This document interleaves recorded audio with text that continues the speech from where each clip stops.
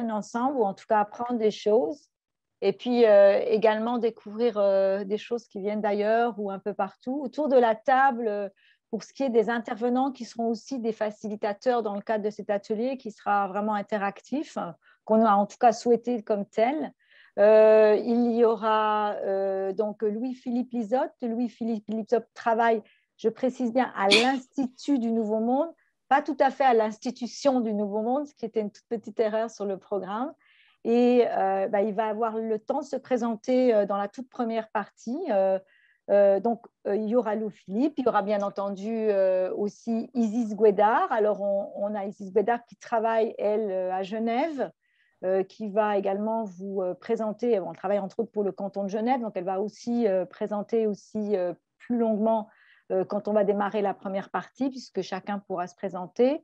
Il y a Nicolas Lecarme, qui est étudiant à Sciences Po Lyon, qui a eu l'occasion également de travailler avec Valérie Collomb, qui est maître de conférence à Sciences Po Lyon et qui est architecte. Et toutes ces personnes-là que je viens de nommer vont se présenter plus en détail à fur et à mesure qu'elles interviennent dès le début de notre atelier. Quant à moi, je m'appelle Valérie Lehmann, je suis professeure à l'Université du Québec à Montréal et je suis également certifiée en participation publique et je travaille sur des sujets comme l'innovation collective, entre autres avec justement Valérie Collomb, et sur toutes les formes d'innovation ouverte avec les citoyens, y compris les partenariats publics-privés-population. Donc, si vous voulez en savoir plus, vous allez me trouver. Oui, Marie-Lise, mais moi, Marie-Lise, on ne te voit pas, par exemple. Ça, on t'entend, par exemple, mais on te voit. Voilà. Donc, voilà un petit peu le démarrage. Je suis aussi là pour mettre un petit peu la table dans le sens de l'utilisation du Jamboard. Donc, si vous avez l'occasion ou si vous n'avez pas encore eu l'occasion de le faire, je vais vous inviter à aller tout de suite découvrir notre Jamboard. Encore une fois, je remets dans le chat pour que tout le monde puisse le voir ou dans le fil de la discussion le lien que nous allons utiliser. Donc, nous allons utiliser le Jamboard. Vous, nous, tous ensemble, on va utiliser cet outil-là pour récolter des idées, pour partager, puis pour avancer un petit peu sur le sujet. Dans chaque salle où vous vous trouvez, on fera 3 salles. Vous allez être avec un facilitateur, donc Isis, Louis-Philippe, Valérie, Nicolas et moi-même. Donc, on aura également des petits échanges un petit peu plus intimes, on va dire, dans chacune des salles. Et puis, on s'arrangera pour nourrir le Jamboard. Autrement dit, l'idée de l'atelier, c'est de parcourir 3 thèmes avec vous. Ces 3 thèmes sont un petit peu en rafale parce qu'on a un atelier d'1h30 et c'est un petit peu un challenge, comme on est nombreux, d'arriver à le boucler puis à faire intervenir tout le monde. Mais c'est ce qu'on s'est donné aussi comme défi, il en faut dans la participation. Alors, je vais me permettre tout de suite de partager avec vous le fameux Jamboard dont je viens de parler. Donc, normalement, à l'écran, tout le monde devrait voir le Jamboard. Si vous ne l'avez pas, c'est qu'il y a un problème technique quelque part. Donc, voici l'introduction qui était celle-là. Notre thème ce soir, c'est-à-dire pour nous au Québec, plutôt le midi, mais c'est un siège et pas un strapontin, s'il vous plaît. Où sont les jeunes dans l'action publique? On a donc respecté ce thème. On a d'ailleurs même été utilisés les sous-thèmes. Samedi, puis comme ben là, je l'avais dit dimanche. Ouais, bon, samedi, ouais, mais les éco-centres sont fermés. J'étais comme, ce qui fait ça, Lorenzo? Elle dit oui. De fait, c'est Lorenzo. Là, je suis comme, ben, il y a quelqu'un qui veut peut-être couper son micro. Jusqu'à 6 heures. Non, on va peut-être y arriver. Mais j'ai coupé le micro de cette personne, excusez-moi, mais... C'est bien, c'est gentil, je te remercie. Je ne pense pas que c'est trop grave comme action. Alors, voici ici notre Jamboard. Donc, chacun va pouvoir travailler dessus. Les 3 thèmes que je voulais simplement vous introduire sont dans l'ordre le jeune, la jeune, qu'est-ce que c'est qu'un ou une jeune? En fait, finalement, on a des multiples définitions. Quelles sont les nôtres? Quelles sont les vôtres? Comment est-ce qu'on est capable de définir, ou pas d'ailleurs, le ou la jeune? Quelle est sa place, cette personne, dans, ou ce ou cette jeune dans aujourd'hui l'action publique, les instances publiques, etc. Là encore, c'est du partage ensemble de connaissances. Et comment est-ce qu'on voit ça dans le futur? Donc, pour aller très rapidement sur ça et laisser la place à mes collègues, je vais me permettre tout simplement de vous dire que oui, ça va fonctionner comme ça. Vous allez vous retrouver dans une des salles et vous allez travailler ensemble sur le sujet. Donc, collectivement, moi également dans une salle. Donc, le travail consiste à prendre un post-it, entre autres, et à discuter également avec vos collègues. Donc, vous pouvez aussi, par exemple, écrire ce que vous voulez, enregistrer, et ça va s'afficher sur le document. Donc, vous pouvez également le modifier, le supprimer, etc. Juste une petite précision que j'aime donner en début de parcours pour des ateliers comme ça interactifs et pour que vous gardiez une trace, parce que pour moi, c'est important que vous voyez qu'on produit de la connaissance qui ne s'évapore pas. Vous pouvez ici, sur chacun d'entre vous, sur le Jamboard, aller dans Autre action et quand vous voulez, le télécharger. Donc, en fait, vous le téléchargez vous-même, vous gardez une trace de l'atelier, ça vous permet aussi de revenir dessus ou peut-être de vous inspirer des idées qu'on a partagées. Voilà, mon temps de parole est terminé. Je vais, pour l'occasion, pendant la première introduction, fermer le Jamboard. Donc, je ne le ferme pas vraiment, mais je vais surtout, si vous me permettez, le départager. Donc, premier thème, c'est le thème de le, la, une, un, jeune. Qu'est-ce que c'est? Qui c'est? Comment ça se présente? Et je vais laisser la parole d'abord à Louis-Philippe qui va nous amener sur ce terrain-là. Oui, bonjour. Alors, je me permets de casser la glace dans la présentation. Je me présente, Louis-Philippe Lizotte de l'Institut du Nouveau Monde. On est un organisme au Québec qui valorise la participation des citoyens et des citoyennes à la vie démocratique. Donc, évidemment, c'est une question qui nous taraude. Comment faire participer, en général, les citoyens et les citoyennes, mais aussi plus particulièrement les jeunes, donc à l'action publique. Pour nous, les jeunes, on n'est pas très original. On prend la définition, en fait, du gouvernement du Québec et du gouvernement du Canada. Donc, puis ça commence simplement par une tranche d'âge. Donc, on va parler au Québec de 15-35 ans. Donc, on a des activités qui s'adressent aux 15-35 ans. Alors qu'au Canada, de façon assez intéressante, ce n'est pas tout à fait la même tranche d'âge, c'est 15 à 29 ans. Donc, un petit peu moins de jeunes au Canada qu'au Québec. Cela dit, bon, les deux paliers de gouvernement tendent à vouloir s'accrocher ensemble. Donc, le Québec est en train de revoir pour être aussi à 15-29 ans.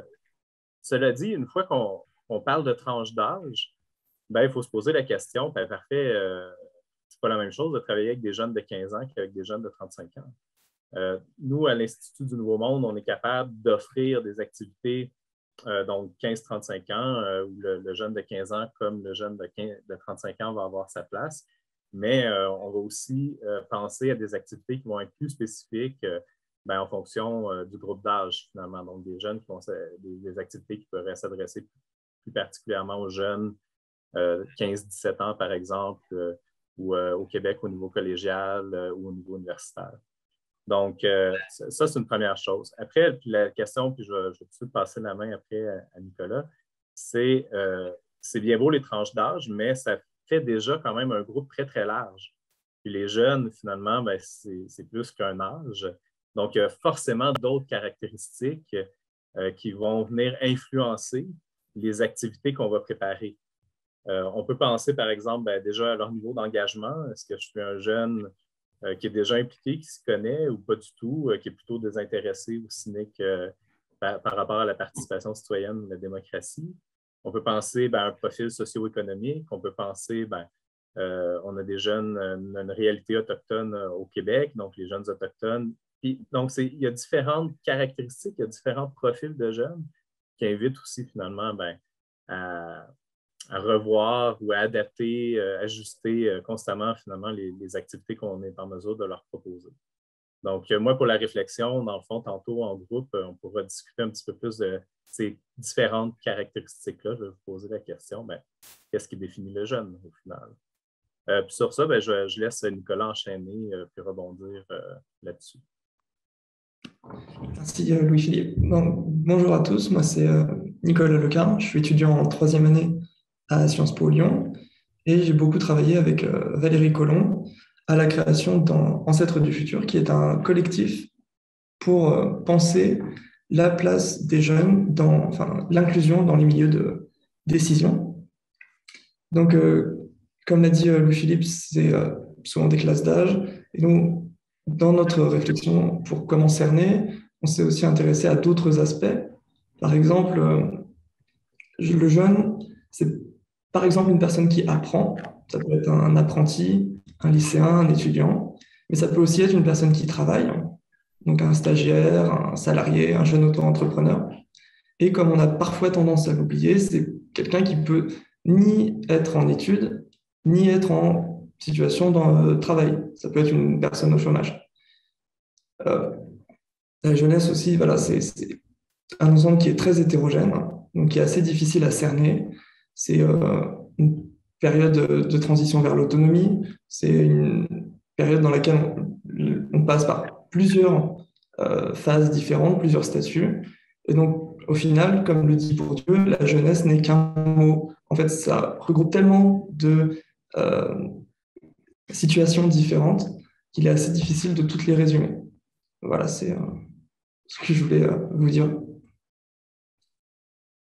Et je passe la parole à Valérie Collomb, je crois. Oui. Ce qui est intéressant justement dans la définition même de ce qu'est un jeune, c'est que cela renvoie à des dispositifs, à des initiatives qui peuvent être extrêmement variées en matière de politique publique, de mesures et là aussi de type d'action. Donc c'est pour ça que ce qui nous paraît intéressant, c'est qu'on se mette un petit peu tous ensemble à travailler sur les différents types de catégories. Et lors du travail qu'on avait pu faire avec des étudiants aussi de l'ENS à Lyon, la question s'était posée, c'est que les jeunes, c'est aussi un état d'esprit. C'est-à-dire qu'on peut avoir 60 ans et être jeune. Donc, toutes ces questions étaient venues sur la table. Et donc, au-delà de cette question des catégories, se pose la question de la représentation, en fait, des préoccupations des jeunes dans les décisions que l'on va prendre dans le futur. Donc, on pouvait aussi ouvrir de façon beaucoup plus large. Donc, ce que je vous propose maintenant, c'est de documenter le travail collectif que l'on va faire ensemble et voir par rapport à vos propres expériences comment vous pouvez aborder cette question-là, et ce qui bloque, ce qui vous gêne, comment vous pourriez modifier un petit peu les périmètres de ces définitions. Donc, je propose à Valérie Lehmann donc, de nous envoyer un peu automatiquement sur les différentes pages de ce document collectif Jamboard pour que l'on puisse chacun mettre des étiquettes et nourrir la réflexion qui a été ouverte par donc, Louis-Philippe et Nicolas. Donc Valérie, je te laisse la main technique. Alors, je vais le faire maintenant. Donc, je vais vous envoyer aléatoirement dans des équipes d'environ 10 à 15 personnes, enfin plutôt autour de 15 puisqu'on est assez nombreux, si je m'inclus et si j'inclus Clara, etc. Donc, vous allez vous retrouver avec un animateur ou un facilitateur et qui va vous aider aussi à naviguer sur Jamboard. On va prendre exactement maximum 10 minutes pour faire l'activité. Donc, à vous aussi de tisser des liens entre vous et de raconter des histoires sur les jeunes. Et après, on reviendra ici en salle plénière pour échanger un petit peu, mais repartir dans un autre thème. Et puis également avancer comme ça dans l'atelier. Donc, à tout de suite. Et là, je commence les ouvertures de salle. Donc, il y a 3 salles, je dois le préciser, salle 1, salle 2, salle 3. Mais vos facilitateurs vont vous le rappeler, bien entendu. Donc, il suffit de rejoindre la salle à laquelle vous êtes attribué. Généralement, ça se fait très rapidement. OK, donc désolé, cher et chères, du côté abrupt et assez drastique du retour en salle que la machine nous propose. C'est comme ça, quand je ferme la chose. On s'est donné à peu près 10 minutes, comme je l'avais dit, pour chaque atelier. On sait que votre Jamboard, il va être très nourri. Et on a un atelier assez ramassé. On voudrait vraiment parcourir avec vous les 3 thèmes. Donc, peut-être on peut se prendre quelques minutes là pour débriefer les rapporteurs d'atelier qui étaient dans les salles, qui peuvent être les facilitateurs, mais aussi d'autres personnes qu'est-ce qui a été le plus marquant dans chaque salle, en sachant qu'on va garder ça pour se donner à la à la toute fin, avant de se quitter à 19h, de faire un wrap-up de tout ce qu'on a vu. Donc peut-être 2-3 points qui ont émergé, qui vous ont semblé surprenants ou quelque chose comme ça sur la question des jeunes. Du coup, je vais commencer vu que je suis la seule à pas encore m'être présentée.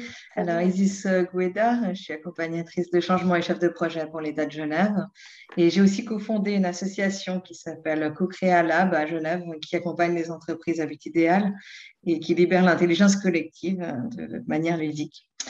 Et de mon côté, j'étais dans la salle 1 et on a eu plusieurs thématiques, une thématique plutôt sur les âges, où au final, il y avait un peu les âges légaux qui tournaient entre 16-18 ans et 25-29 ans, et puis des questionnements sur le fait que est-ce qu'on pourrait aussi considérer les beaucoup plus jeunes, comme les enfants, maternelle ou primaire, qui peut aussi apporter beaucoup de choses.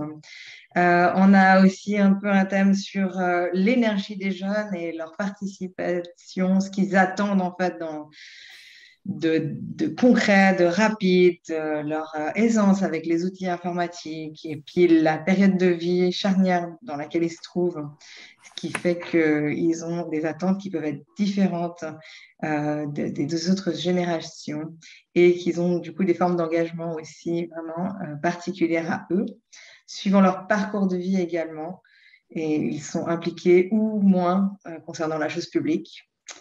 Et puis, voilà, c'était vraiment les points saillants de notre Jamboard pour l'instant. Je vais laisser la place peut-être à Louis-Philippe pour la salle 2. Oui, ben, peut-être avant, moi, plutôt que de rapporter moi-même, je ne sais pas s'il y a quelqu'un du groupe qui a envie de prendre la parole. Comme ça multiplie un petit peu les gens qui se prononcent. Je vais à Go, une personne volontaire de mon groupe. Le prochain groupe, tu dois t'y coller. Le prochain, ouais, c'est ça. Le prochain groupe, je vais nommer quelqu'un. Ouais, on a exact. nommé quelqu'un avant. Nous, en fait, il y a plusieurs post-it très intéressants aussi dans la salle 2.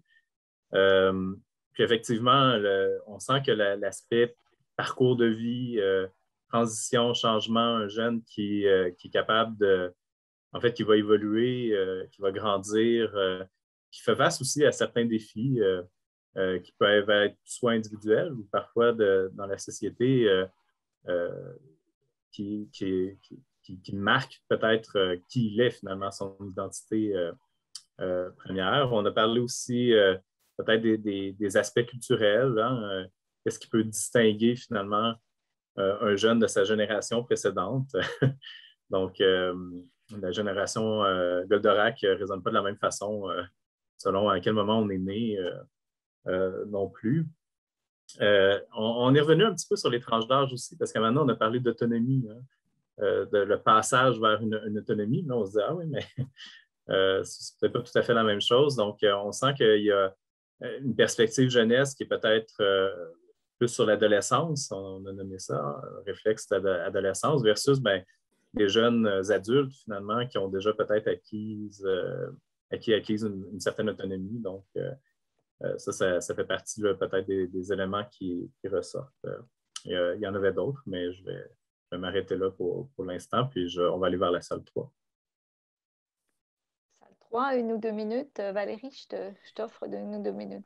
Oui, moi, ce qui m'a paru vraiment intéressant dans les post-it qui arrivaient, c'est qu'à la fois, il y avait la définition d'un état social du jeune, à la fois par des tranches d'âge ou par des périodes de la vie qu'on peut saisir par des outils d'analyse en sociologie. Il y a aussi des éléments concernant un état psychologique, avec l'idée que la jeunesse serait dans une situation d'inquiétude par rapport à son avenir. Mais il y a aussi quelque chose qui m'a assez intéressée, c'est l'idée que les jeunes sont porteurs de savoirs singuliers qui leur permettent d'être en décalage par rapport à une population plus âgée. Et dans ce cadre-là, plusieurs post-it, pas uniquement dans la salle 3, mais parlent notamment de la question de la prise de parole.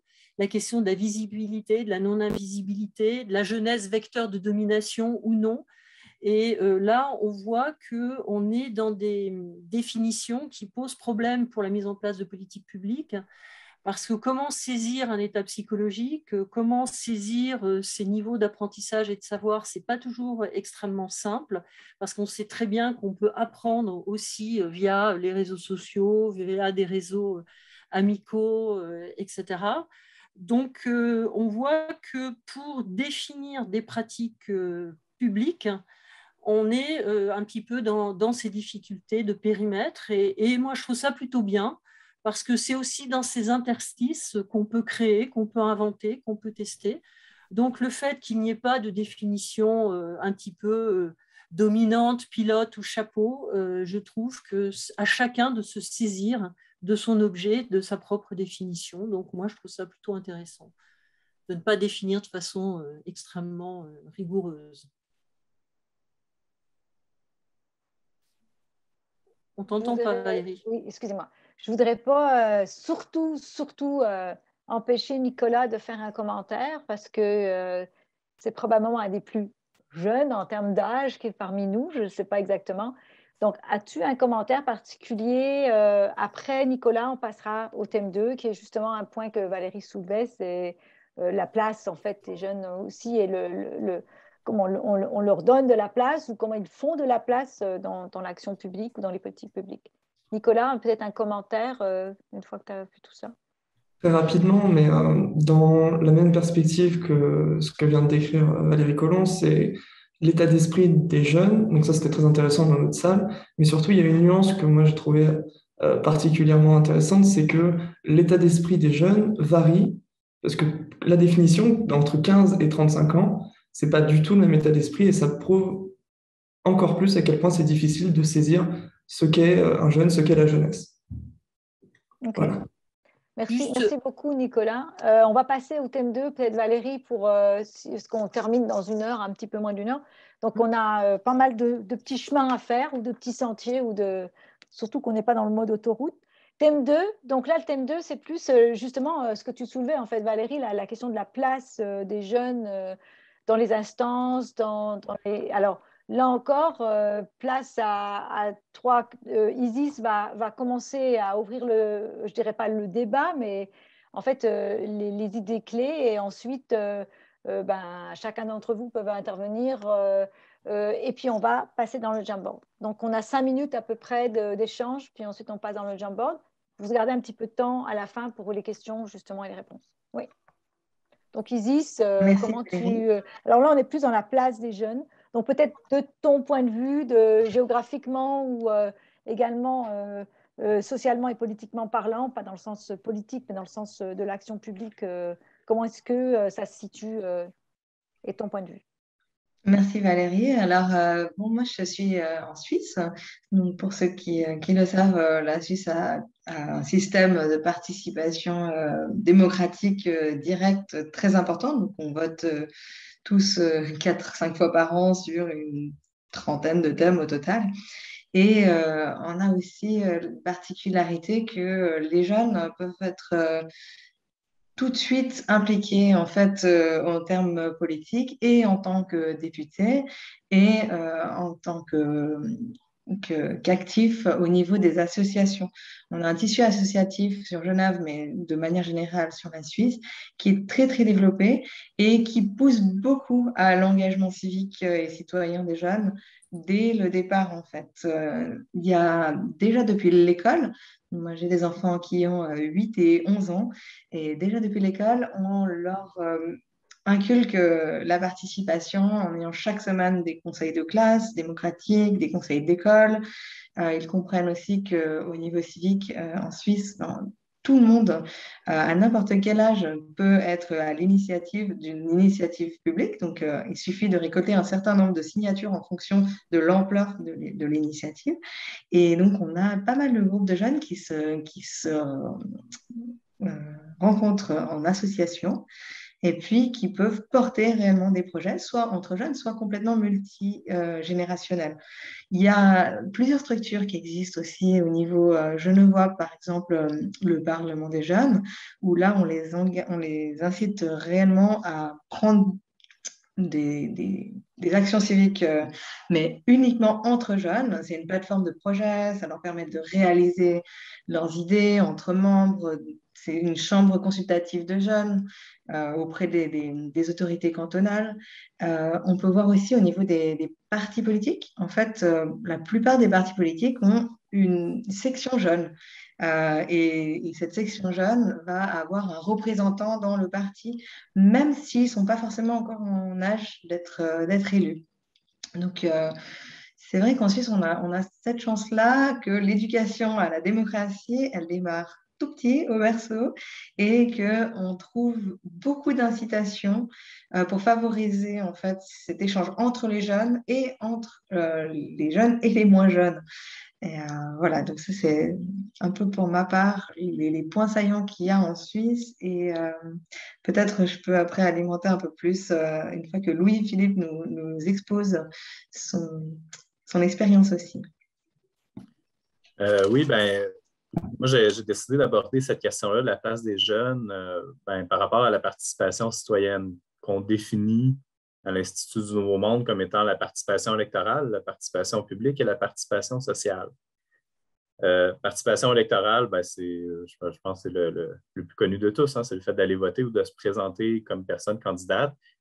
La réalité au Québec, au Canada, c'est que les jeunes sont le groupe qui vont le moins voter. Donc ça, c'est un enjeu, c'est quelque chose dont les institutions sont conscientes, qui vont mettre en place un certain nombre de programmes pour encourager ou inciter les jeunes à aller voter. Nous-mêmes, on a des campagnes sur ce sujet-là à l'Institut du Nouveau Monde. Mais pour vous donner un exemple, peut-être Élections Québec met de l'avant un programme qui s'appelle Électeurs en herbe dans les écoles secondaires. Donc, avant que les jeunes aient le droit de vote, la majorité pour voter, c'est 18 ans au Québec, au Canada aussi. Donc, puis vont les faire participer quand même, vont prendre part au processus démocratique électoral. Présentement, on est en élection fédérale. Aux dernières élections, les jeunes de 18 à 34 ans représentaient 26 de l'électorat, soit à peu près 7 millions de jeunes. Puis aux dernières élections, en 2019, c'est 57 des jeunes qui sont allés voter, donc à peu près 4 millions. Il y a quand même une marge donc, pour s'améliorer par rapport à ça. Surtout quand on compare aux autres groupes d'âge. Donc, le groupe d'âge qui va le plus voter au Canada, c'était les 65 à 74 ans, pratiquement de l'ordre de 80 %. Donc, il y a une différence assez marquante. L'autre enjeu par rapport à la participation électorale, c'est la représentation en politique des jeunes. Donc, peut-être que ceci explique cela, mais les jeunes se reconnaissent très peu dans les institutions politiques. On a fait un petit sondage, puis il y avait 19 % des jeunes qui disaient ah oui, moi, je me reconnais là, dans mes représentants élus. Puis c'est normal parce que finalement, la proportion des jeunes à l'Assemblée nationale au Québec, c'est 13,6 %. Ça, c'est les élus de moins de 40 ans. Donc, par rapport, les jeunes sont à peu près 26 % de la population. Et au municipal, on s'en va en campagne municipale, même son de cloche, seulement 8,6 % des élus sont âgés entre 20 et 34 ans. Donc, là aussi, on est beaucoup plus bas en termes de représentation. Donc, ça peut jouer sur la perception que nos institutions nous représentent. Quand je regarde au niveau de la participation publique, ça, c'est l'idée, c'est quoi les mécanismes qui permettent finalement d'aller chercher l'avis des jeunes sur certaines questions? Il y a aussi, en fait, le déficit de représentation est tout aussi présent. Donc, quand on regarde, par exemple, les commissions parlementaires, les comités consultatifs, toutes sortes de mécaniques de consultation qui sont mises en place pour aller chercher l'avis des citoyennes et citoyennes, il y a rarement des jeunes qui vont y siéger. Il faut mettre en place des mesures spécifiques qui vont encourager la candidature des jeunes, voire leur réserver des sièges pour qu'il y ait voix au chapitre. Donc, ça, c'est vraiment un défi. Puis, grosso modo, Les jeunes sont donc à la fois peu présents dans l'aspect décisionnel, donc prendre la décision finale par rapport à ces enjeux-là, mais en plus de ça, ils ont rarement les tribunes nécessaires pour faire valoir leur voix. Donc, il y a aussi un enjeu peut-être même médiatique finalement ou prise de parole, influence du débat public. Donc, ça aussi, là, ça prend des actions particulières pour permettre aux jeunes de jouer vraiment leur part finalement dans tout ce qui est la participation publique en général. Il y a des exemples concrets, il y a des processus qui vont s'adresser aux jeunes en particulier, qui vont leur permettre de s'exprimer. Donc, on pourrait y revenir peut-être en petits groupes. Par contre, au niveau de la participation sociale, ça, oui, le bilan est assez positif. Il y a 80% des jeunes au Québec, dans notre sondage, qui disaient oui, qui s'impliquent au sein d'organisations, qui vont faire du volontariat, qui vont faire du bénévolat, qui sont engagés pour une cause. Donc, les jeunes sont peut-être moins présents sur la scène politique, mais ils sont très présents, en fait, au niveau social. Peut-être un des meilleurs exemples de ça récent au Québec, c'est la mobilisation, la Marche pour le climat. Il y a eu l'équivalent un peu partout dans le monde. Voilà, c'est les jeunes essentiellement qui ont porté cette mobilisation-là environnementale.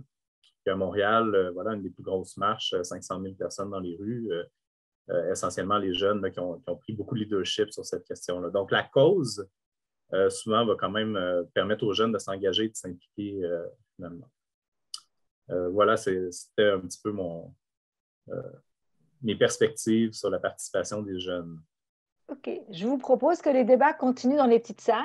Je vais vous mettre en salle, puis c'est la même histoire, c'est-à-dire vos idées, vos échanges. Hein, les petites salles sont des lieux d'échange également, peut-être plus faciles à gérer. Donc, allez-y, discutez. Il y a quelqu'un qui va aussi vous animer. On se retrouve, c'est des nouvelles salles, donc vous n'allez pas forcément vous retrouver avec les mêmes personnes. Là encore, on a environ 7 minutes pour échanger et puis utiliser le Jamboard. Allez-y, puis discutez avec vos collègues. C'est la question qui est à vous, c'est quelle place que vous donnez aux jeunes dans les institutions actuellement, c'est quoi qui se passe? Je commence les ateliers.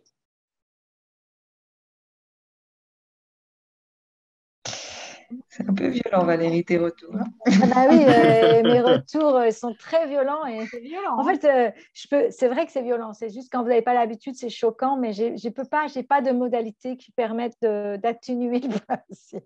Normalement, tu as un petit timer dans 1 minute. Oui, mais je ne l'ai pas. Il faut que je le programme à la base. Et en fait, ça reste que c'est soit 1 minute où j'ai que 2 options, 1 minute ou 2 minutes. Donc, je n'ai pas beaucoup plus d'options que ça dans ce Jamboard, dans ce Zoom-là. Là, est-ce que vous avez trouvé des rapporteurs dans vos équipes respectives pour nous raconter un peu les points saillants en quelques mots, les points saillants de votre travail, en fait?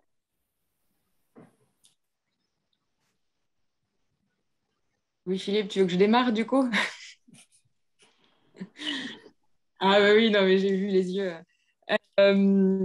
Ouais, du coup, nous, je pense qu'on rejoignait, justement, on rejoignait Louis-Philippe sur le fait qu'on avait des engagements de jeunes très périphériques au monde politique. Donc, si on prend une définition très large de la politique, surtout avec des engagements sociaux et des engagements activistes sous d'autres régimes, donc plus vraiment politique. L'engagement, la politique, c'est on n'est pas socialiste, quoi. On veut juste que la planète perdure. C'est ce genre de discours-là. Et moi, je travaille dans une école de commerce, donc je le vois particulièrement parce qu'on a des jeunes qui bousculent beaucoup, y compris les profs tenants du savoir. Et par rapport à la vie politique, ce qu'on disait, s'il y avait beaucoup de post-it qui disaient ça, c'est qu'il y avait beaucoup de choses qui étaient... c'est assez moralisateur, le discours autour des jeunes aujourd'hui, c'est il faut aller voter. Oh, les jeunes ne votent pas. Oh, c'est pas bien et tout. Ouais, mais en fait, pourquoi on vote? On vote pour la régionale. Et alors, la régionale, les régions, elles font quoi en France? Ça sert à quoi? Et du coup, pourquoi je me déplacerais pour voir ces gens? Je ne sais même pas quels sont leurs projets. Donc, on a entendu beaucoup parler de la régionale après l'élection, mais j'en ai pas du tout entendu parler avant. J'ai même pas reçu les prospectus, donc ça c'est encore autre chose. Mais donc, à niveau, là il manque, il y a il y a un truc qui est rouillé, qui ne fonctionne pas. Et il y avait un post-it qui va être très intéressant sur le fait qu'on faisait beaucoup de choses pour les jeunes. Ah oui, on s'engage pour les jeunes. Oh, c'est bien. Et si on faisait avec les jeunes, et si les jeunes, ils fabriquaient leurs propres dispositifs, et si les jeunes, ils étaient considérés comme acteurs, comme potentiels agissants de tous ces dispositifs-là, plutôt que comme bénéficiaires. Ça renverserait probablement la balance, et du coup, ça ferait peut-être revenir les jeunes vers la chose publique. Alors ça, c'était le groupe de la salle 2, la salle yes. 2. Quelqu'un de la salle 1 ou quelqu'un de la salle 3 avant qu'on passe au troisième thème? Alors, est-ce qu'il y a un volontaire dans la salle 1? Ils ne se sont pas trop manifestés, mais ils ont énormément participé au débat. OK. On a aussi juste encore là le retour global de l'atelier. Ouais. Oui, donc on a aussi vraiment ressenti presque ce manque d'empathie, d'avoir envie de penser à la place des jeunes au lieu et de leur demander leur avis, mais pas forcément de leur laisser une place dans les institutions publiques de manière permanente ou d'avoir des dispositifs qui sont sous leur propre responsabilité. On a parlé aussi de la partie éducation, vraiment, ça rejoint un petit peu aussi ce que disait Raphaël avant, mais en fait, à quoi ça sert de participer? Quel est l'impact de tout ça? Qu'est-ce que vous pouvez concrètement faire? Et puis ça, peut-être quelque chose qu'on peut amener dès le départ. Et c'est un peu ce que je disais au début, mais c'est vrai qu'en Suisse, on amène déjà beaucoup, mais il y a eu des discussions sur le fait que dans les autres pays, ce n'est pas forcément toujours le cas.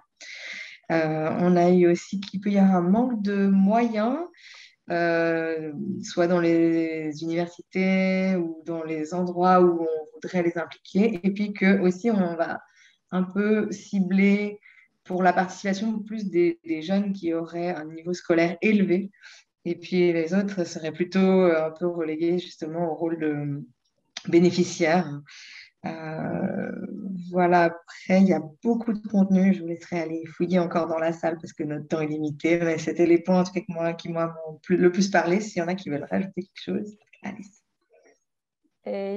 Merci. Merci. Dans la troisième salle, y a-t-il quelqu'un qui veut, au nom du groupe, un petit peu se faire le rapporteur des points saillants pour une ou 2 minutes, comme on a fait jusque-là? Non. Je sais pas, Nicolas, où tu étais, ou Valérie, où tu étais. C'est la salle 3, je crois.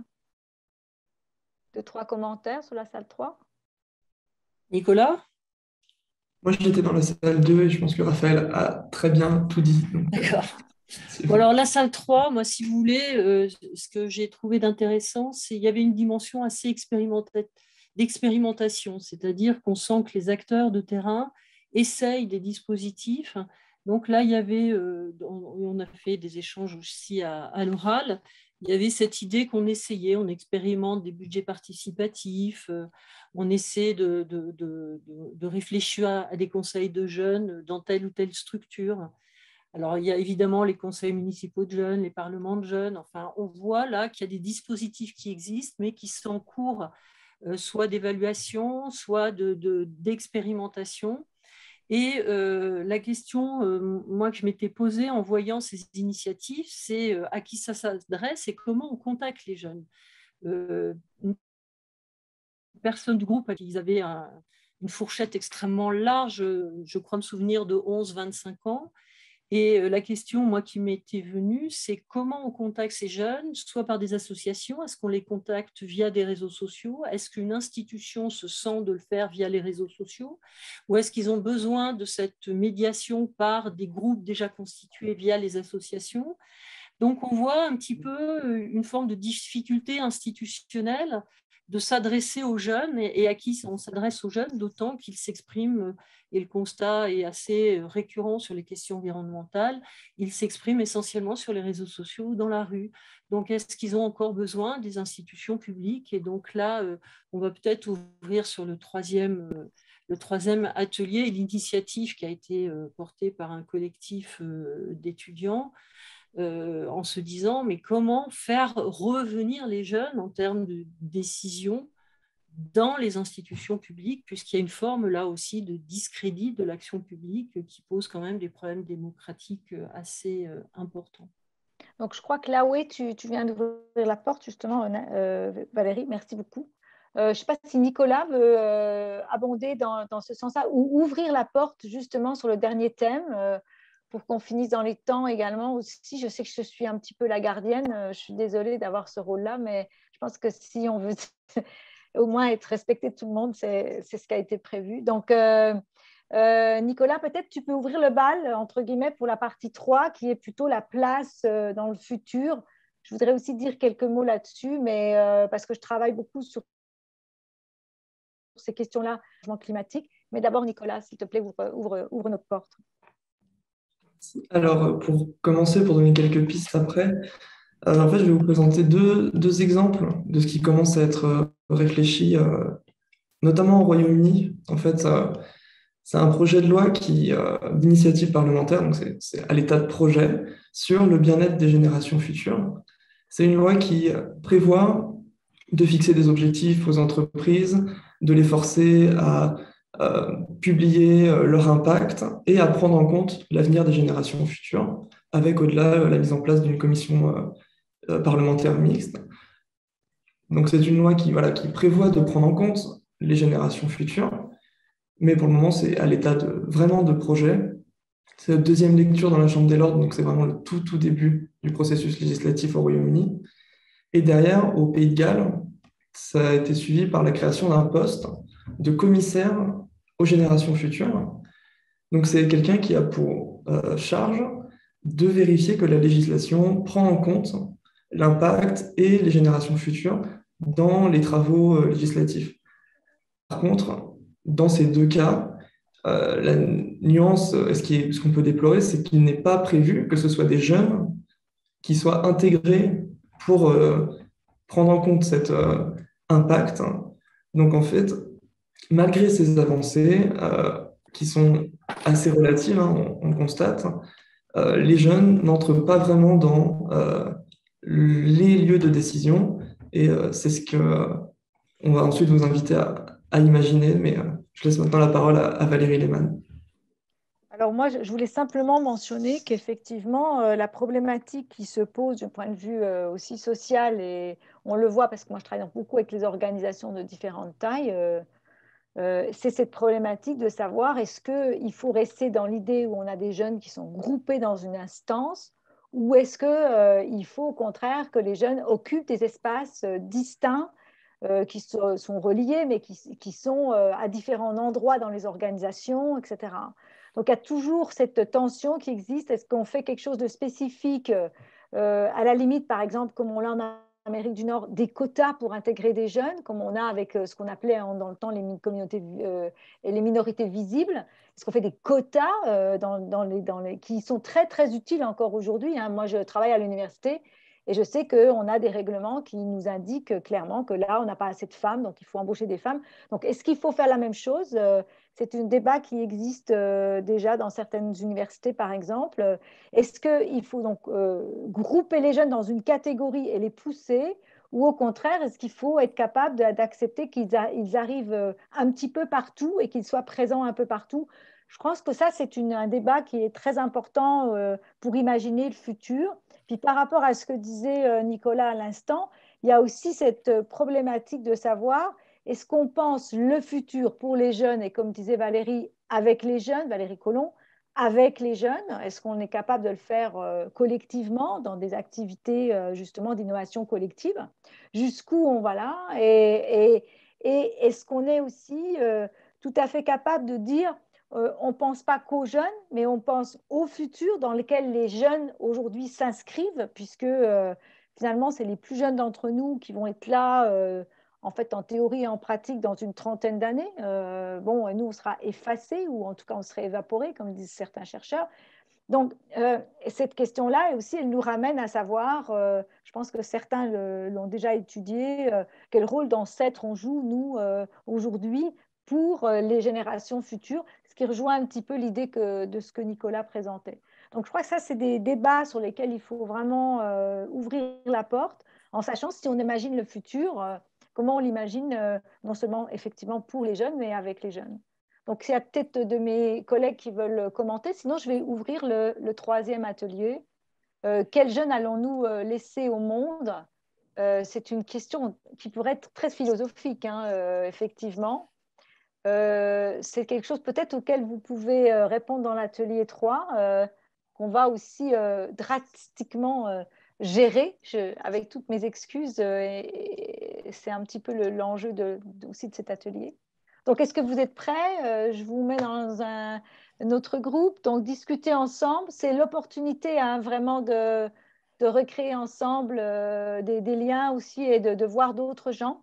C'est aussi une opportunité éventuellement de réseautage. Donc, saisissez-la. Je vais recréer des groupes. Je vais m'assurer de ne pas me tromper. Voilà, la machine, elle considère qu'on est tous là puisqu'elle est de nouveau en train d'enregistrer.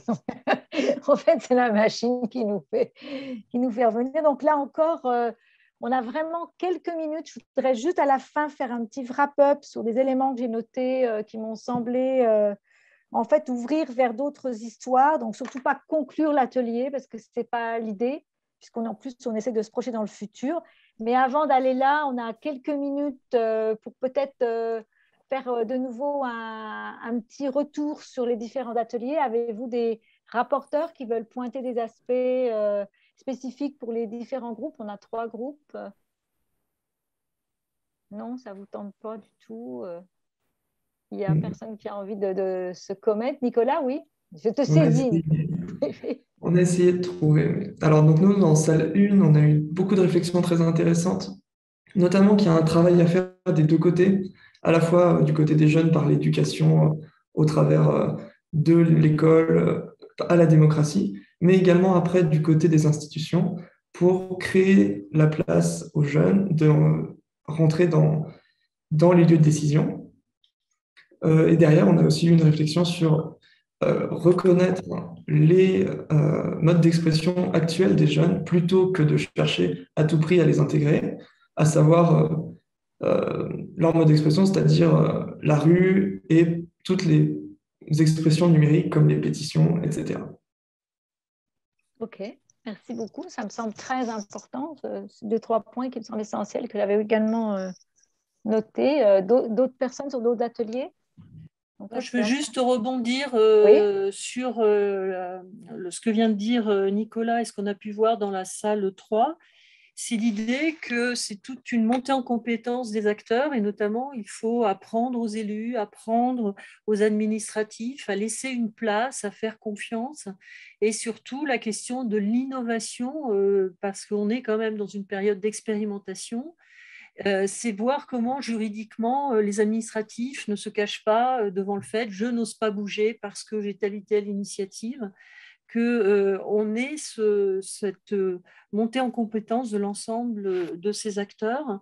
Et moi, ce qui m'a paru un peu saillant dans ce qu'on a pu entendre ou voir dans la salle 3, c'est que, eh bien, comment co-construire les questions, comment inventer les dispositifs ensemble, avec cette idée qu'on peut aussi transformer des colères en projets, c'est ce que disait Stéphane tout à l'heure, qui travaille dans l'éducation populaire, et donc sortir les jeunes d'une forme d'incapacité à faire et d'une colère pour aller vers des projets qu'ils portent et qui leur permettent d'avoir aussi une perception plus positive de l'avenir.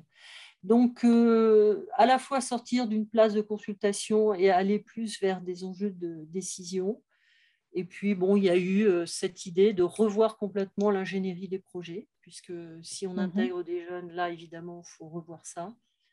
Et la perception, alors ça, la question des médias, c'est un vaste sujet. Comment les journalistes parlent de la participation, de la concertation, c'est très compliqué à mettre en récit, même pour les adultes. Alors pour les jeunes, c'est encore plus compliqué.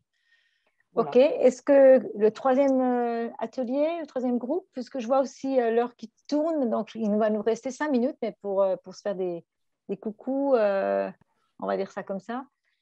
Un dernier commentaire sur l'autre atelier, atelier 2. Louis-Philippe, peut-être un point dans ce cas-là? Oui, en fait, il y a des choses qui sont ressorties qui ont déjà été nommées entre Nicolas, donc je ne rajouterai pas. Peut-être juste penser qu'une des idées qui est ressortie, c'est, si on avait aussi des processus ou des instances de manière générale plus représentatives. Par exemple, tirer au hasard, ben voilà, on s'assure de la participation des jeunes. Donc, on peut prendre, il y a des mécanismes qui peuvent faire en sorte qu'on s'assure d'une certaine représentation des jeunes dans les instances de prise de décision. C'est une des idées qui a émergé là, que je vais lancer à l'univers. OK, d'accord. Merci. Alors, moi, je vais partager un petit peu le Jamboard pour que vous voyez un petit peu tout le travail que vous avez accompli. Alors, ce n'est pas du tout une façon de vous mettre en valeur en tant que tel, mais c'est juste pour vous dire et vous rappeler que ce Jamboard-là, vous pouvez le conserver. Encore une fois, je suis pragmatique, mais ça ne me gêne pas du tout de l'être.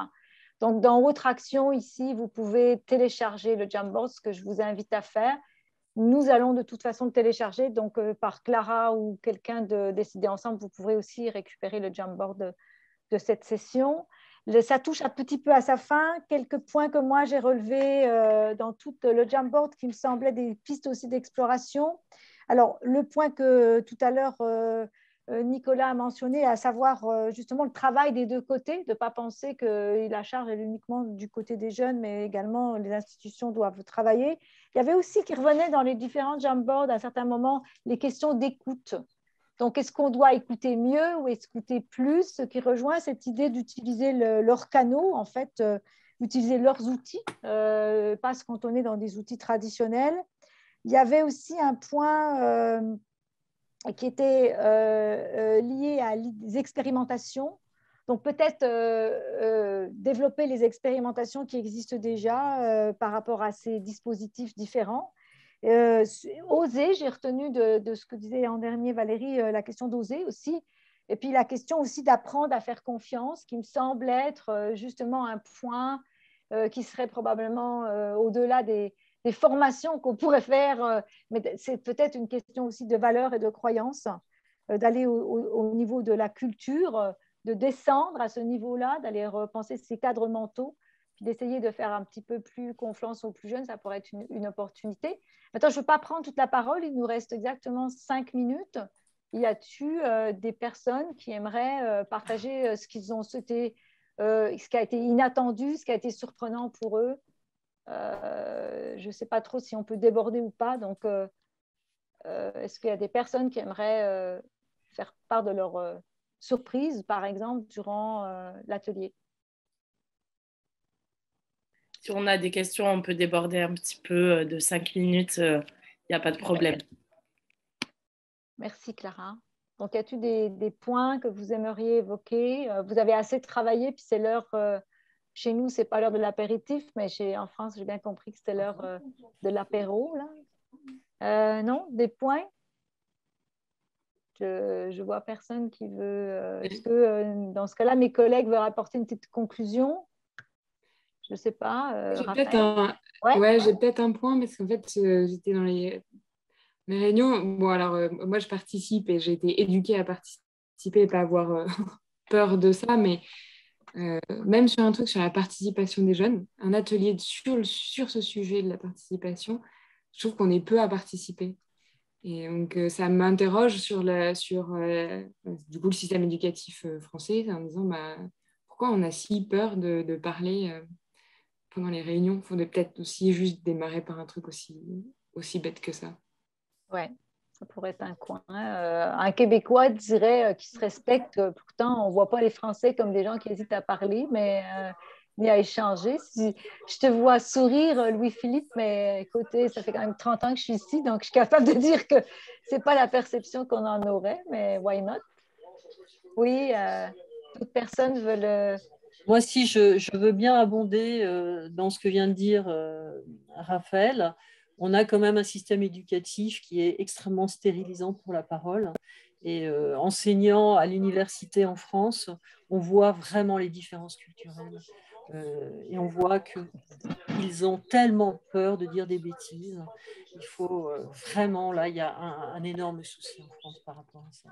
Moi, ce que je peux vous proposer, c'est de faire le prochain atelier en anglais. Puis ça va être... ça va être une façon de se faire sortir le méchant, comme on dit ici. Moi, j'ai une autre proposition. Oui, Stéphane. Non, juste pour la blague, moi j'ai une autre proposition, c'est surtout de former les enseignants et les politiques à la méthode suisse, parce que je trouve que voilà, c'est très révélateur. Les deux cultures, on est dans les deux extrêmes et ça m'a donné envie vraiment d'aller vivre en Suisse, quoi.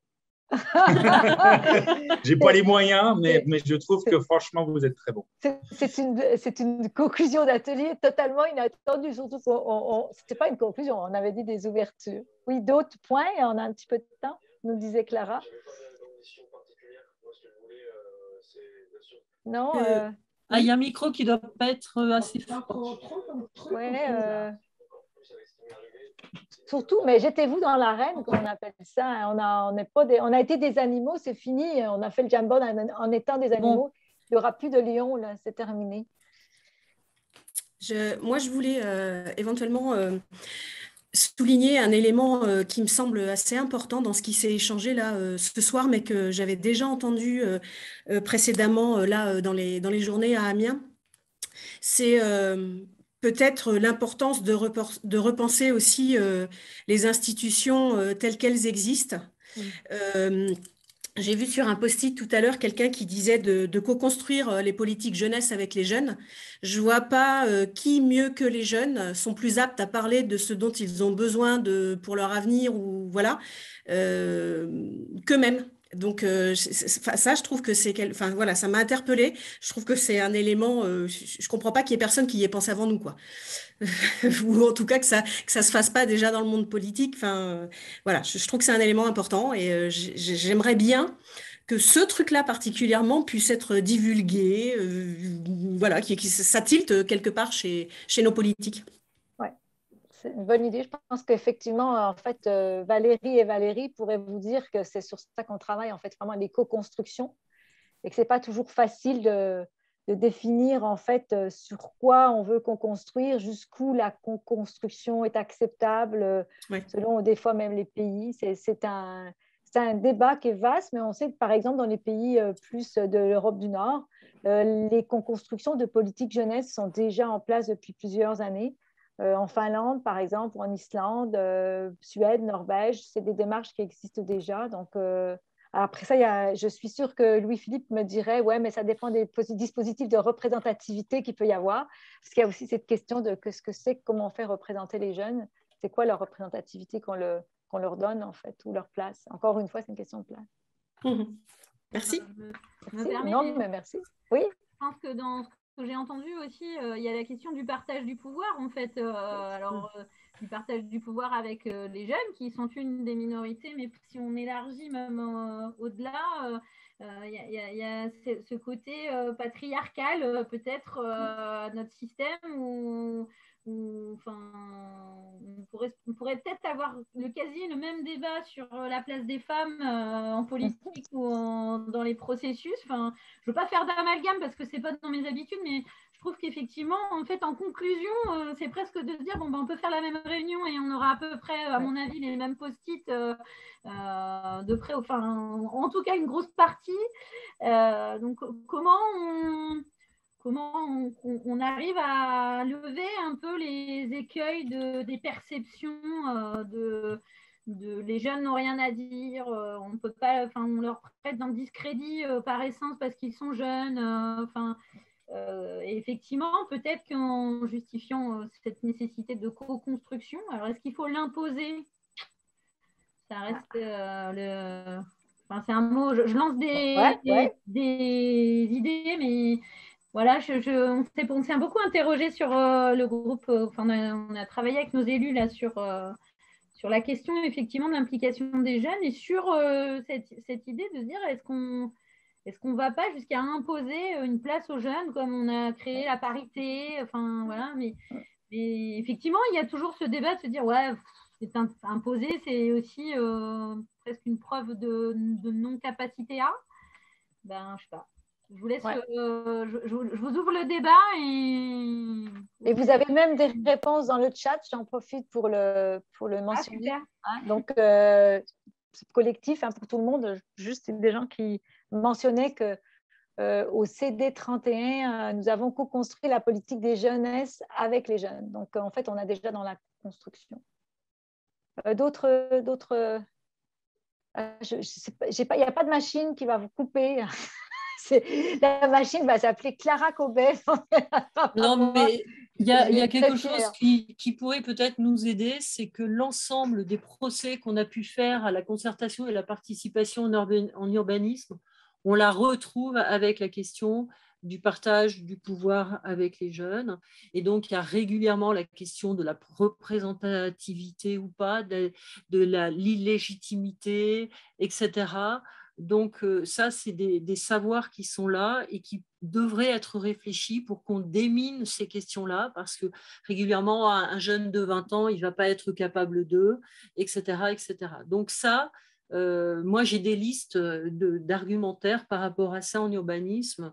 Si vous souhaitez, parmi vous, que je partage ça, je peux tout à fait le faire. Et vous m'écrivez sur mon adresse mail de Sciences Po. Il n'y a pas de souci. Je peux vous... j'ai des synthèses sur ces questions. Je vous mets mon adresse mail dans le chat si ça vous intéresse. Ouais, parce que je n'ai pas mis les adresses sur le Jamboard. Oui, mais si vous le souhaitez, on pourra diffuser auprès des participants vos adresses mail, celles des intervenants, si vous souhaitez continuer les échanges. Il n'y a aucun problème avec ça. C'est aux intervenants de nous dire, vous me direz si vous acceptez qu'on diffuse vos adresses aux participants.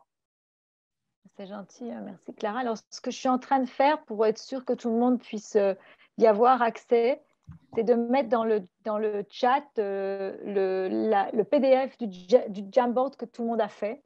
Donc, vous pouvez tout de suite le télécharger si vous oubliez de le prendre. Clara aussi, si tu veux le télécharger, bien sûr. tu pourras le rediffuser comme ça à tout le monde. Totalement. Okay. Totalement. Et si mais là, il est là dans le chat. Donc, il est fait 2meg.3, donc il y a tout dedans. Donc, vous pourriez retrouver ce qu'on a fait ensemble. Et si jamais, on peut également le renvoyer à l'issue de la séance sur vos adresses mail. D'accord. Il n'y a aucun problème. Vous pouvez me joindre facilement aussi. Je vais aussi mettre mon adresse, mais je pense que tu pourras aussi la diffuser. Bien sûr, bien sûr. Voilà.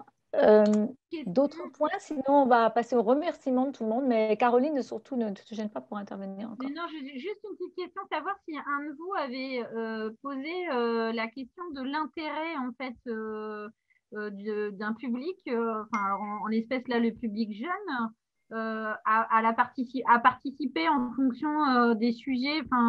Est-ce qu'il y a des éléments en fait un peu théoriques qui existent sur le lien entre impliqué et l'intérêt qu'on peut porter. Moi, j'ai pas forcément, en tant qu'individu, je m'intéresse pas forcément à tout et on peut toujours me demander de participer. Si j'ai pas d'intérêt, ça va devenir fait comme. Voilà, c'est un objet parce qu'en fait, j'ai recherché à pouvoir à un moment matérialiser ça aussi de façon théorique en fait. Dans l'absolu et je suis preneuse mais ça vaut pour tout le monde, hein, je lance une bouteille Ça a été un sujet de débat quand on a, avec Nicolas notamment, quand on a réfléchi sur Ancêtres du futur. Et l'idée était simple, était de dire qu'à partir du moment où une génération va être impactée directement par toutes les crises et qui vont cumuler les crises à la fois environnementales, sociales, etc., qu'il devenait légitime à parler à. Et donc après, la question de la représentativité, pour moi, c'est une question seconde. C'est on fera avec ceux qui veulent faire et on avancera comme ça. Donc là, vous avez tout un tas de textes en Sciences Po sur la question de la légitimité et tout ça. Ça, il y a une littérature là-dessus, il n'y a pas de problème. Je crois qu'on peut. On ne va pas entrer dans la représentativité parce que c'est un débat triple tranchant, parce que ce n'est pas seulement ceux qui veulent faire qui arrivent à participer. Nous, on le voit ici avec les débats, ne serait-ce que sur les langues. Je passerai sur les autres problématiques de proximité. Mais nous, même le débat sur les langues, quand on est dans le multilinguisme, pour aller au-delà du français et de l'anglais, on voit que c'est des fois compliqué. Si on ne choisit pas les bonnes langues et on n'a pas toujours, même la langue ici, ça peut être un empêchement à participer. Je pense que c'est très clair. dans toutes les activités d'ailleurs, même redéfinir la ville, par exemple, dans certains quartiers. La langue, mais dans les entreprises aussi, en fait. Donc, on n'ouvrira pas ce chantier-là, qui est un chantier, alors la représentativité à lui tout seul, comme la sécurité, la question de l'anonymat. Enfin bon, on a déjà débattu d'ailleurs dans plusieurs rencontres de la participation publique, je pense, ce sujet. Mais d'autres commentaires, et après ça, on va se quitter, quoi. C'est un peu triste, mais on va se quitter. On se retrouvera, comme je l'ai écrit dans le chat, j'ai écrit au prochain atelier. D'autres points? Non, sinon on arrive au fin de notre histoire commune, brève, mais soutenue, intense et à répéter certainement. Donc, merci beaucoup tout le monde. Merci Clara, merci l'équipe aussi de décider ensemble. Merci mes collègues grandement d'ici et de là-bas et de partout. Pour la petite anecdote, c'est assez amusant de savoir que Louis-Philippe est présentement en France alors que Nicolas, par exemple, qui est étudiant à Sciences Po, est au Québec. Donc, juste pour dire que merci à tout le monde d'avoir su gérer tout ça. Et merci à tous ceux qui étaient présents. Vraiment, vous avez vraiment été top dans la participation. Merci beaucoup à toutes et tous et bonne fin de journée et bonne journée aussi pour le Québec. Ouais, c'est vrai. Merci tout le monde. Au revoir. Merci beaucoup. Merci, au revoir.